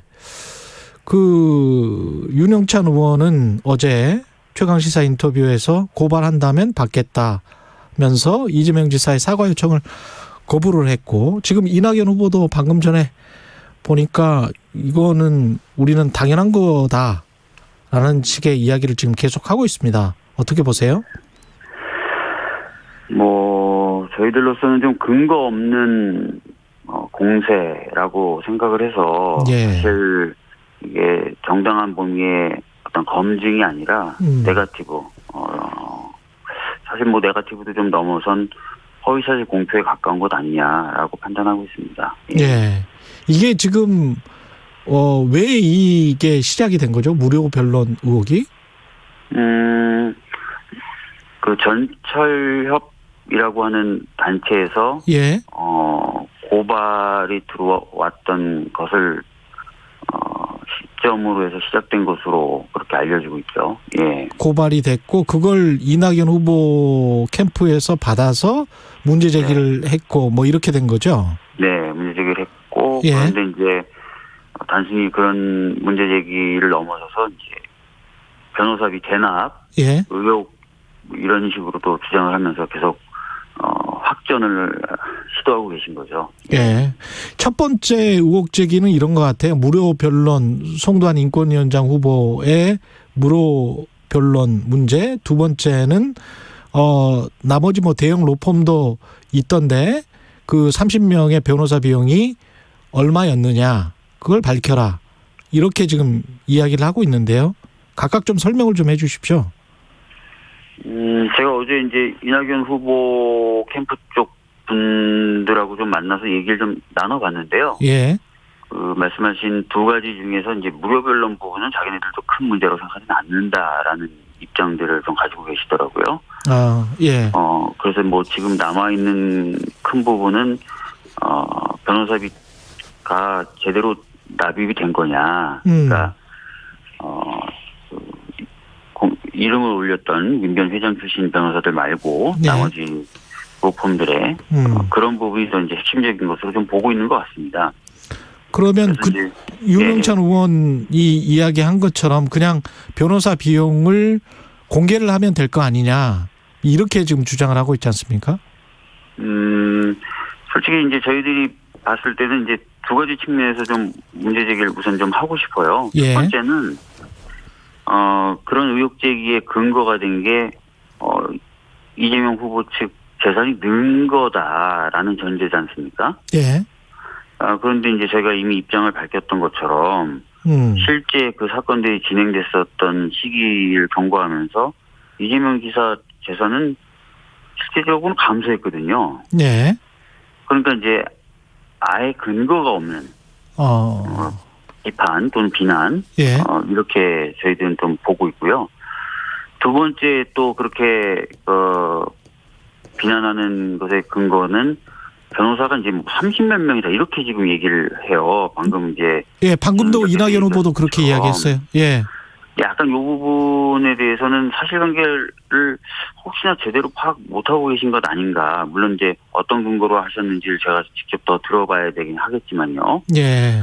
왜냐하면은 이런 부분이 있을 수 있어요. 민사 사건이든 형사 사건이든 예. 로펌의 경우에는 수임을 로펌이 합니다. 그 다음에 그 로펌에 소속되어 있는 여러 변호사가 있을 거 아닙니까? 예. 그럼 그 여러 변호사들 중에 몇 명이 담당 변호사로 지정이 돼요. 그래서 이제 뭐 변론 요지서나 이런 데 보면은 A 로펌 해놓고 그 밑에 담당 변호사 뭐 김씨, 이씨, 뭐 박씨 이렇게 쭉 씁니다. 예. 그러면은 변호인이 김씨, 이씨, 박씨 쓴 사람까지 다 포함해가지고 숫자를 세느냐? 그렇지 않거든요. 로펌 소속은 소속 변호사들이 만약에 10명이 이름 올렸다 그래도 그 로펌이 수임한 게 돼요. 예. 그렇기 때문에 지금 말씀하시는 그 변호사의 숫자라는 것도 이 법조의 일반 법조에서 세는 그런 방식하고 좀 다르게 세신 것 같고 수임 약정의 형태나 이런 것들도 좀 잘못 파악하신 게 아닌가 이런 말씀을 좀 드리고 싶습니다. 그래서 두 가지 측면에서 지금 하고 계신 얘기를 다시 한번 좀 점검해 보시라라는 말씀을 먼저 드리고 싶고요. 재산 같은 경우에 3억 정도 감소했습니까? 3억 한 300만 원 가까이 감소했습니다. 예. 이 관련해서 윤영찬 의원은 3억 감소로는 변호사 비용을 다 대지 못했을 것이다. 변호사들이 많아서 대형 로펌이 있어서 뭐 이런 이야기였거든요. 변호사 수임료라는 것이 뭐 딱 정해져 있지 않습니까? 정해져 있거나 그렇지는 않지 않습니까? 예, 그렇죠. 뭐 그렇기 때문에 그분이 어떤 근거로 이 정도 뭐 변호인 단위라면 안 됐을 것이다라고 자꾸 얘기하시는 것도 또 맞지 않습니다. 그래서 재산이 뭐 늘었다 처음엔 그렇게 얘기하셨는데 그건 맞지 않는 것으로 지금 저희들이 해명을 충분히 했다고 보고요. 예. 변호사 숫자가 뭐 30명이다 이 부분도 저희들이 조금 이해가 안 되는 부분이 있고요. 예. 그다음에 뭐 그 정도 변호사라면은 훨씬 더 많이 냈어야 되는 게 당연하다. 뭐 이렇게 얘기하시는 것도 우리 이제 법조의 일반 흐름이라든지 현재 상황이라든지 비춰보면 맞는 말씀인가 이런 저도 문제제기를 하고 싶습니다. 예. 그다음에 이낙연 후보가 방금 이야기한 것 중에서 이제 그 사건 자체가 사생활 이재명 후보가 이제 사생활이라고 했으니 사건 자체가 그 뭐 어떤 사생활적 사건이면 이게 민변에서 송도한 변호사 같은 분이 무료 변론을 하는 게 맞느냐 뭐 이런 이야기인 거거든요. 뭐 그 사건은 제가 이제 얘기를 들어보니까 어떤 결국 다 무죄로 나왔지 않습니까? 그래서 사건화 될 것이 굳이 아닌데도 불구하고 검찰이 권한을 남용해서 기소한 것이다라고 판단하셨던 것 같아요. 이름 올리셨던 민물 변호사님들은. 그래서 그런 취지라면은 뭔가 응원과 지지가 필요하겠다라고 해서 이름을 올리신 거고 이미 이 부분은 그 국가인권위원장 후보로서 인사청문회를 거쳤지 않습니까? 그래서 거기서 이제 충분히 해명이 전 됐다고 봅니다. 그러니까 그런 취지에 공감을 했던 거고 아까 말씀드렸던 그런 취지에 공감을 했던 거고 처음부터 그런 취지에 공감했기 때문에 돈을 받거나 할 생각은 전혀 없었었고 그래서 그렇게 된 것이다라고 이제 해명을 한 것이고 제가 전에도 말씀드렸지만 민변 변호사들의 경우에 그런 사례들이 있죠. 예. 이게 일종의 네거티브로 비화해서 두 후보 모두의 지지율에게 영향을 미칠 수도 있고 민주당 대선 경선을 바라보는 유권자들의 시선이 안 좋아질 수도 있는데 이낙연 후보 쪽에서 좀 과하다라고 생각을 하십니까? 지금 이재명 후보 측에서는? 실제로 저희들이 이제 여론조사 같은 것을 계속 돌려보지 않겠습니까? 예. 보면은 이 네거티브 공방이라는 게 어느 누구에게도 이롭지 않습니다. 또 하나는 당원들을 만나봐도 그런 얘기들을 계속 하시는데 예. 실제로 이 네거티브 때문에 경선이 끝난 뒤에 원팀으로 가야 되는데 그게 어렵지 않겠냐는 우려를 많이 제기하시는데 또 경우에 따라서는 그럴 수도 있지 않겠습니까? 예. 그렇기 때문에 저는 네거티브 공방은 좀 자제돼야 된다고 생각을 하고 있고 많은 분들도 또 그렇게 주문을 하고 있습니다. 예. 그런데 이제 계속 이렇게 네거티브 공세를 펼치셔서 굉장히 좀 답답하고 안타까운 거죠. 예. 그 관련해서 이낙연 후보는 충청권 지금 뭐 투표 진행되고 있는데 조금 좀 나아지고 있는 것 같다, 쫓아가고 있는 것 같다 이렇게 주장을 하던데요. 이재명 캠프에서는 어떻게 보세요? 뭐 저희들이 뭔가 결과를 공표하기는 어렵지만 예. 조사해 본 바로는 그렇진 않은 것 같고요. 실제로 또 현장에서 뛰어다니고 있는 여러 이제 선본 캠프 관계자들 얘기를 들어봐도 민심이 이재명 후보 쪽으로 좀 많이 쏠리는 것 같다라는 판단을 하고 있습니다. 예. 예. 이 언론중재법 관련해서는 지금 어떻게 보십니까? 여야가 8인 협의체 구성은 했지만 잘 될 것 같지는 않습니다. 김기현 원내대표 아까 이야기 들어보니까. 뭐 지금 한 달간의 시간을 갖기로 한 거고요. 예. 여야 의원들뿐만 아니라 언론인까지 포함된 8인 협의체를 구성하기로 했지 않습니까? 예. 거기서 이제 그동안 나왔던 여러 이야기들을 좀 응축해서 논의를 하면은 좀 보다 많은 사람들이 합의할 수 있는 그런 안이 나올 수도 있다고 저는 봅니다. 예. 만약에 합의에 실패하면 어떻게 해야 된다고 보세요? 합의라는 것은 대단히 어렵죠. 8명이 모두 다 동의하는 그런 안을 만들어야 되는데요. 그러나 여러 가지 이제 아이디어들이 나오고 그런 아이디어들이 충분히 수용이 됐음에도 불구하고 만장일치가 안 된다. 그러면 어떤 법의 취지라든지 법의 필요성을 보고 판단해야 되지 않을까 이런 생각이 듭니다. 알겠습니다. 오늘 말씀 잘 들었고요. 지금까지 이재명 캠프 총괄 선대본부장입니다. 예, 박주민 더불어민주당 의원이었습니다. 고맙습니다. 네, 감사합니다. 네, KBS 1라디오 최경영의 최강시사 듣고 계신 지금 시각은 8시 42분으로 향하고 있습니다. 이 시각 교통 상황입니다. 수도권 제일순환고속도로 일산에서 구리 방향으로 의정부에서 수락산 터널 쪽으로 사고 여파로 밀립니다. 경인고속도로 서운분기점 진출로에서도 사고가 나서 처리 작업이 계속되고 있는데요. 양방향 다 여파가 심해졌습니다. 서울 방향으로 서인천부터 7km 정체고요. 인천 방향은 신월에서 서운분기점 쪽으로 밀리고 있습니다. 여기 사고 여파로 국회대로 목동교에서 신월 나들목 쪽으로도 많이 밀립니다. KBS 교통정보센터에서 이승미였습니다. 최경영의 최강시사는 여러분과 함께합니다. 짧은 문자 50원, 긴 문자 100원이 드는 샵 9730. 어플 콩과 유튜브는 무료로 참여하실 수 있습니다.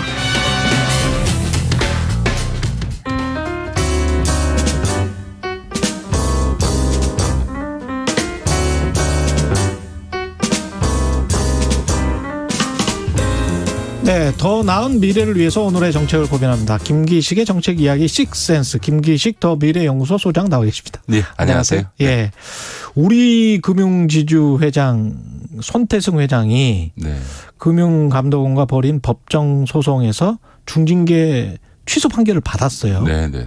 이게 의미하는 게 뭔지 지난번에 우리 기억하실 겁니다. 그 DLF라고 해가지고. 예.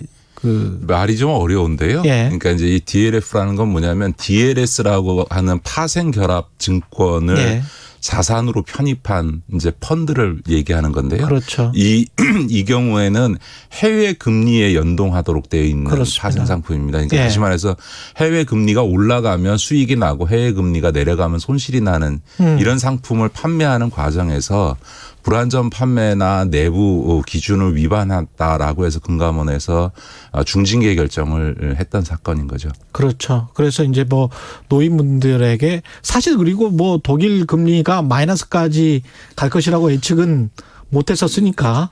그렇지는 않습니다. 지금 이 사안이 중징계 사안으로까지 가고, 그러니까 회장이 중징계되고 직원들이 다수 징계되고 그 징계 자체에 대해서는 금융기관들도 말을 할 수가 없는 게 이게 2018년부터 독일 같은 경우에 금리가 내려가기 시작해서 이 상품이 판매됐던 2019년도에는 독일의 금리가 마이너스로 내려갔습니다. 우리 국민들은 마이너스 금리를 잘 상상을 못 하시는데 마이너스 금리가 되는 경우들이 있습니다. 그런데 실제로는 이 금리가 해외 금리가 독일 금리가 마이너스가 되면 이 펀드는 사는 즉시 손해인 거거든요. 그렇게 그런데 문제는 뭐냐면 독일의 금리가 마이너스로 내려간 상태에서도 이 펀드를 판매했기 때문에 마이너스 금리로 내려간 상태에서도 판매를 했어요? 예, 그 판매가 지속됐기 때문에 이게 징계가 되고 하게 된 거고요. 마이너스 금리면 바로 손해가 나는 바로 손실 나는 거예요. 원금이 바로 손실이 나는 상황에서. 네. 심지어는 그래서 그 피해자들에 대해서 40에서 80% 배상 결정이 이루어졌었죠. 그거에 따라서 지금 배상이 진행되고 있는데 이 80% 결정을 한 분 케이스는 뭐냐면 투자 경험이 전혀 없는 79세의 난청인 치매 환자한테 이 상품을 팔았습니다. 난청이고 치매 환자. 예, 79세이고 한 번도 이런 투자를 해본 적이 없는 분한테. 그러니까 이게 말이 안 되는 거죠. 이미 독일 금리가 마이너스로 내려가서 손실이 확정돼 있는 상품을 가지고 이거는 정말 79세의 치매 환자인 난청인 분한테 이 상품을 팔았다. 이게 말이 안 되는 거죠. 거의 사기 아닙니까 그러면? 네, 하여간 야 이거는 진짜 사기네. 그러니까 이번 법원 판결은 한편에서 납득이 되고 한편에서 납득이 안 되는 부분이 있습니다. 근데 왜 이분은 그러니까 손태승 우리금융지주회장은 중징계 취소를 받은 거잖아요? 예, 법원이 이제 그 중징계를 했는데 그거에 대해서 행정소송을 해서 법원이 이제 중징계 취소 결정을 했는데 그 이유는 뭐냐면 5가지의 징계 사유 중에서 상품 선정위원회 운영 과정에서의 문제점을 뺀 나머지 4가지는 무죄다 이렇게 얘기를 한 거예요. 그러니까 상품 선정위원회에서 이 상품을 판대하는데 우리은행 내부 직원도 반대를 했는데 그 반대하니까 딴 사람을 바꾸고 회의에 참석하지 않았는데 이 사람이 찬성한 걸로 하고 막 이렇게 해가지고 이제 소위 이 상품 판매를 내부적으로 허용하는 이런 내부 절차를 그러니까 조작해서 진행한 거에 대해서는 유죄가 인정이 된 거고요. 나머지를 파기했는데 그 이유가 뭐냐면 그 지배구조법이 첫 번째로 적용된 케이스입니다. 이게 이제 금융회사 지배구조법이 제가 19대 국회 마지막에 제가 가장 애를 써서 제가 만든 법인데 바로 이런 케이스. 무슨 얘기냐면 금융지주 회장과 금융지주회사가 은행 위에서 사실상 전권을 행사하고 있는데 아무 책임도 지지 않는 것. 또 하나는 무슨 사안만 터지면 일선 창구 직원들만 처벌되거나 징계되고 실질적으로 권한이 있는 은행장은 징계에서 빠져나가는 것. 뭐 구체적으로 뭘 지시했다는 그 물증, 무슨 서류나 문건이 나오지 않는 한 빠져나가는 이런 것들을 개선하기 위해서 최고 책임자에 대해서 징계할 수 있는 조항을 두는 거였거든요. 근데 이제 이 법이 어떻게 돼 있냐면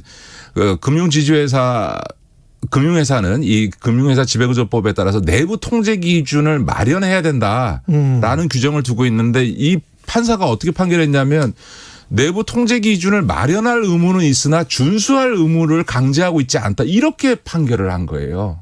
법이 그렇게 돼 있다? 예, 그러니까 법에 이 마련할 의무는 두고 있는데 준수할 의무를 법 조항에 명문화되게 있지 않다. 그러니까 법령의 미비로 인해서 그러니까 이 우리은행이나 이 잘못한 건 맞는데 법령의 미비로 인해서 무죄다 이렇게 판결을 한 거예요. 그러니까 이게 참 납득이 안 되는 게 왜냐하면 아니 그 정도면 그 법원이 해석해 줘야 되는 거 아니에요? 예, 그렇죠. 법원에서도 이게 뭐 금융회사의 탐욕 심지어는 뭐라고 판결을 썼냐면 금융위원회의 직원들이 퇴직하고 금융회사에 들어가서 소위 그러니까 규제 포획이 발생한다. 무슨 얘기냐면 금융위원회가 예. 퇴직 관료들에 의해서 금융기관들의 논리에 소위 포섭이 돼서 금융기관 입장에서 규제를 제대로 안 하기 때문에 이런 문제가 생긴다라는 말을 그럼 판결문에 그걸 썼어요.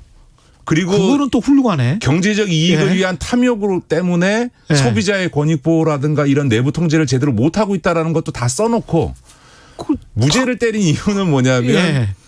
내부 통제 기준을 마련할 의무는 있으나 준수할 의무를 법문에 명시돼 있지 않다. 그러니까 무죄다라는 건데 법령상에는 어떻게 되냐면 내부 통제 기준을 마련해야 되고 시행령에는 그 내부 통제 기준이 실효성 있게 작동될 수 있도록 해야 된다. 이런 말이 있거든요. 그럼 시행령이 있네요. 그러니까 세상에 내부 통제 기준을 준수하지 않을 거면 네. 뭐하러 내부 통제 기준을 마련합니까? 그러니까 이건 판사가 너무 지나치게 조문 해석적인 문헌주의에 빠져가지고 명시적 조항이 없다고 이걸 무죄를 한 거예요. 그러니까 저는 항소심 가서 이 판결이 뒤집어질 가능성은 상당히 있다. 참 이상한 판결들은 많네요. 예. 네네. 그러니까 이제 이 판사가 너무 형식주의적으로 판결을 한 거죠. 본인도 이건 잘못된 거라는 걸 인정하면서도 예. 소위 법 조문이 갖는 것을 한목적적으로 해석하지 않고 내부 통제 기준을 마련해야 되고 그 내부 통제 기준이 실효성 있게 작동되도록 하라고 한 말 자체는 준수 의무를 당연히 내포한 것임에도 불구하고 준수라는 말이 들어가 있지 않다고 법령에 예. 이걸 무죄한다는 게 이게 상식적으로 납득이 잘 안 되는 거죠. 진짜 납득이 안 가는데 이게 만약에 확정이 된다면 법원 판결이 미칠 파장도 이게 만만치 않을 것 같습니다. 예, 뭐 당장 이제 법원이 이렇게 나왔기 때문에 예. 이제 금융이나 국회에서는 시급히 그 금융회사 지배구조법에 어쨌든 법과 시행령을 좀 보완해서 예. 이 뭐 준수라는 말은 법원이 이렇게 나오니까 판사님 잘 알아듣도록 예. 그 준수라는 말을 한 글자 넣어야 이렇게 되겠네. 판사가 이런 형식주의적인 판결을 안 하도록 예. 준수라는 말 한 마디 넣어줘야 될 것 같고요. 예. 그러나 그 법 개정과 무관하게 저는 항소심에서 이런 법 해석을 한다는 거는 말이 안 된다는 걸 그렇게 생각하면 오히려 경제 관련된 모든 법률을 다 일일이 아주 세부적으로 다 규정해야 되는 예. 거면 그러면 아마 재계에서는 예. 이러면 경영 어떻게 하란 말이냐라고 이런 경직된 법률은 안 된다. 또 그쪽에서는 또 그렇게 그렇게 나오겠죠. 근데 이번 불안전 상품 관련해서도 아까 그 치매 노인 말씀하셨지만 네. 결국은 지주회사 구조랑 관련이 있다는 게 은행이나 은행 직원으로 꼬리 자르기를 하고 지주회사는 책임을 안 질 우려가 있다 그 말씀이신 그렇죠. 거잖아요. 지금 은행들에서요. 은행장이 그 내부 직원들에게 지시할 때 임직원에게 지시할 때 문서를 남기지 않습니다. 그리고 지금 은행장이라는 게 사실은 은행장이 아니고요. 예. 수석 부행장일 뿐이지 사실상은 금융지주회장이 지주회장이자 은행장 노릇을 하고 있는 거거든요. 인사부터 모든 정권을 행사하고 있고 실제로 은행의 각 부문장들이 다 지주에다가 보고하고 회장의 재가를 받는 상황이기 때문에 실질적으로는 그런 점에서는 지금 이번 DLF 사태도 뭐냐 하면 사실은 이제 판결에도 지적을 했지만 이 성과급 때문에 생겨나는 문제거든요. 예. 은행 창구마다 DLF 상품을 몇 개 팔았냐라고 하는 것 실적을 가지고 성과급을 주는 이런 소위 직원들이 이런 무리한 불안전 판매를 하도록 만드는 내부 시스템이 있는 거고 그 시스템을 그렇게 만든 사람들이 결국은 CEO라는 거거든요. 그래서 지난번에 법 개정을 통해서 그런 포괄적 감독 책임 이라고 하는 것을 두고 이런 일이 발생하지 않도록 내부 통제 기준을 마련해서 준수해라라고 한 건데 그 준수라는 말 한마디가 빠졌다고 해서 지금 무죄를 하니 참 어처구니가 없는 거죠. 시간이 뭐 한 3, 4분밖에 안 남아서 남양유업 관련해서는 꼭 좀 말씀을 해 주셔야 될 것 같은데 이게 남양유업이 뭐 옛날에 불가리스 뭐 이상하게 선전을 해서 그게 코로나랑 관련이 있는 것처럼 뭐 사회적 지탄도 받고 그랬습니다만은 이게 어떻게 된 겁니까? 지금 이제 남양유업에서 지난번에 뭐 본인들이 만드는 제품과 관련해서 그것이 무슨 코로나에 좀 긍정적인 영향을 준다라고 하는 사실상의 허위 발표를 해서 그게 무리가 나면서 이제 소위 이 홍 회장의 자식들이 퇴진하겠다고 하고 주가는 폭락하고 제품 불매 운동이 나니까 홍 회장이 이제 다급하게 그러면 우리는 완전히 손 떼고 팔겠다. 회사가는 회사대로 발전할 수 있도록 팔겠다고 했는데 그랬다가 지금 못 팔겠다고 하는 거 아니에요? 좀 지나고 나니까 이제 국민들이 그걸 잊어버린 것 같고 그다음에 매각하겠다고 하니까 갑자기 주가가 폭등을 했어요. 왜냐하면 이제 홍 회장 일가가 손 떼면 이제 남양유업이 회사는 괜찮은 회사니까 이게 괜찮아지겠구나 하고서는 주가가 2배 이상 2배 3배 오른 거예요. 그러니까 다시 욕심이 생긴 거죠. 그러니까 지금 와서 이제 못 팔겠다. 위약금 물더라도 그냥 갖고 있는 게 더 이익이겠다. 이게 정말 우리나라 기업 오너들의 민낯을 정말 일반 그 서민들의 상거래 행위에서도 나오기 어려운 정말 추악한 민낯을 하루 다 보여주는 거죠. 그러니까 그때 이 소위 그 허위 발표에 책임지고 물러났던 아들들도 지금 다 복귀했을 뿐만 아니라 승진했고 본인이 물러나겠다고 해놓은 다음에 지금까지 월급도 다 받고 그랬어요? 거거든요. 이게 이런 일이 왜 벌어지냐면 사실은 이 남양유업이 그 외손녀가 이른바 그 마약 사건에 자주 등장하는 아주 유명한 사람이 있어요. 유명한 사람입니다. 황자 들어가는 유명한 그 연예인과의 스캔들도 있었던 이분인데 그럴 때마다 이렇게 낮은 자세에서 사과하고 이러는데도 불구하고 조금 지나면 갑질도 있고 한두 번이 아니에요. 남양유업은. 남양유업은 민주당의 을지로위원회가 만들어졌던 이유가 사실은 남양유업의 대리점에 대한 갑질 때문에 만들어진 거거든요. 그러니까 문제가 반복적으로 제기되고 있는데 시간 지나면 괜찮더라 라는 게 이 사람들이 학습된 거예요.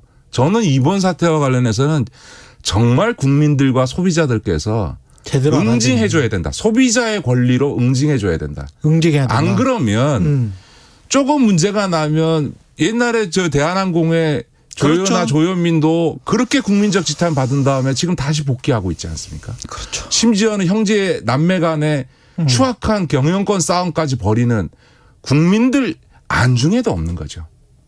알겠습니다. 이게 안중에도 없이 취급당하는 우리 국민들께서 당신들 그렇게 해? 남양유업 홍 회장 당신들 이렇게 시간 지나면 괜찮겠지 하고 돌아오면은 남양유업 잘 될 것 같대 한번 보여주지. 저는 그런 모습을 우리 국민들이 이제 보여줘야 된다고 생각합니다. 알겠습니다. 한번 보여줍시다. 지금까지 김기식 더 미래연구소 소장이었습니다. 고맙습니다. 네, 고맙습니다. 9월 2일 목요일 KBS 1라디오 최경영의 최강시사 오늘은 여기까지입니다. 저는 KBS 최경영 기자였습니다. 고맙습니다.